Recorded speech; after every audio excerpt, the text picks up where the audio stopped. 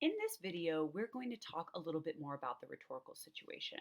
So you now know about the rhetorical appeals and you've read a little bit about the rhetorical situation. And basically, it just means all of the different factors that are involved in in the context of communication. So it is the author who's talking, it's the message, what's being said, it's the context, where are you, what's the historical moment, what's the reason for you talking, what are all of those factors and how do they combine to create effective or ineffective communication? So, for the rhetorical situation video, here we're going to focus on three things: the message that you're putting across or the purpose of your communication, the audience, who you're trying to talk to, and then the author's stance. So, what's the relationship of the author to the audience and to the purpose?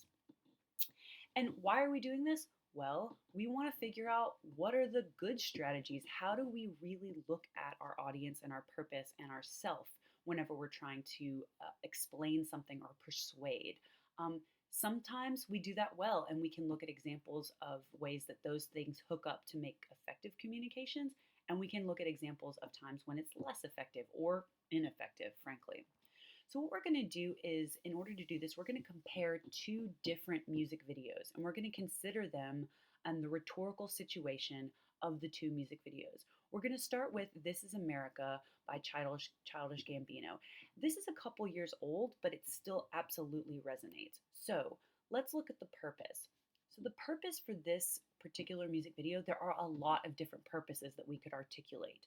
But I would say one of the important purposes is to shed light on the way that gun violence plagues the Black and African American community and really highlight the kind of contradictions, the tensions, the fact that this is kind of a reality of the United States that we often don't talk about. So, who is his audience? Well, probably his audience is all Americans, if not the globe, because this is an issue that still needs to be hammered home to people. But perhaps he's speaking specifically to white Americans because that is the community that often needs to understand the gravity of this situation because they don't live the gravity of this situation. And what is Donald Glover's stance towards his purpose and towards his audience? Well, he has a lot of credibility because he belongs to a population of people, Black and African American people, who are affected by these terrible realities. He's from Stone Mountain, I think, so he's absolutely lived and grown up in a place where these issues are absolutely prominent even today.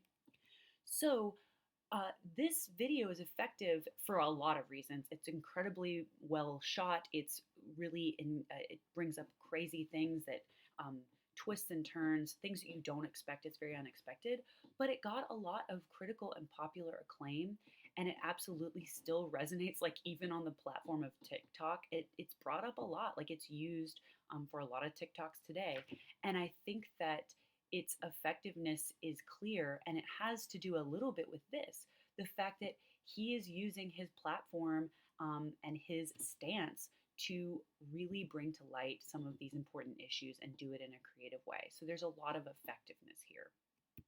Let's switch gears and we're going to look at another music video. And this one is You Need to Calm Down by Taylor Swift.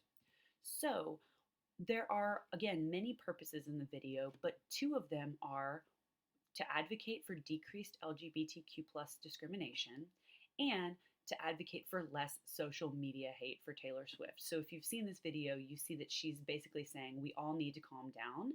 And she's saying that in the context of people leaving her snake emojis on her social media, but she's also saying that in people rallying against people who are gay or lesbian or queer or transgender. So those are her two purposes. Her audience is haters, both haters of who are homophobic and haters of the LGBTQ plus community, and also the haters of Taylor Swift, people who send her negative social media hate. What is her stance towards the audience and towards the people and the purpose? Well, obviously, she is an ally to the LGBTQ plus community. She's constantly sort of photographed with people from that community. She's friendly with people from that community. And also, she is someone who has experienced social media hate, we all know.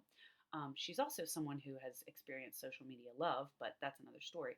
So her stance towards this is she is someone who's experienced some of these issues for sure, and she's friends with people who have experienced this issue. So let's talk about whether this was effective. Well, that's up to everyone else, probably, but a lot of people called out this video as being a little bit quote unquote problematic because she says, in this, which I'll link to, the singer's pro gay single strangely compares her struggles with fame to more dangerous kinds of persecution. So a lot of the criticism says this was less effective because Taylor Swift was trying to compare her issues with social media hate to the hate that people receive in the LGBTQ plus community, and that those are very different kinds of hate. One is extremely benign in terms of having snake emojis, and one is pretty dangerous to your very life. So some people thought that this was less effective because the author, Taylor Swift, did not have the right stance toward the subject matter that she was talking about. It doesn't mean that this video is bad. It's actually really fun. I highly recommend that you watch it because it's colorful and really interesting. But it does make you think about how effective is her use of this community in her own video. So to tie it all together in order to make a point for you, it's not that there's a right or wrong way to go about using your position as the author to address your audience, but there are important considerations and there are things that make your compositions more or less effective.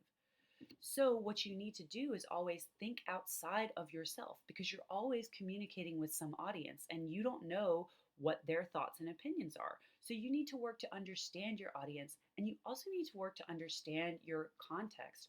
What are you speaking about? Do you have enough authority to speak about it? Do you come from a community that has the legitimacy to talk about it? If you don't, you can still discuss those issues, but you have to be very sensitive to make sure that you understand. And you need to make sure that you don't have too much ignorance on the topic. And by ignorance, I really just mean a lack of knowledge. Ignorance, it's something that we all have. We don't know everything about everybody else. And when you don't know stuff about everybody else, that can sometimes lead to harms, even if you're unintended.